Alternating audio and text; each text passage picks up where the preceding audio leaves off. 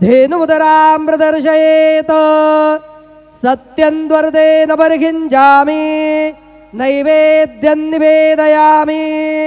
ॐ प्राणाय स्वाहा ॐ अपानाय स्वाहा ॐ व्यानाय स्वाहा ॐ उदानाय स्वाहा ॐ समानाय स्वाहा ॐ ब्रह्मणे नमः।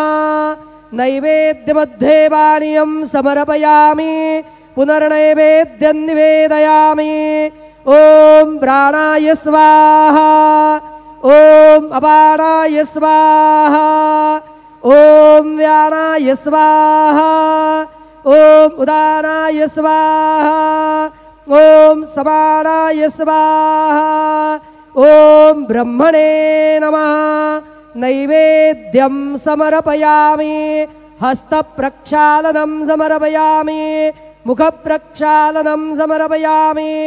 शेषोपचारार्थे प्रार्थनापूर्वकं नमस्कारं करोमि तथा च मंगल आरार्तिक्य दीपं दर्शयामि।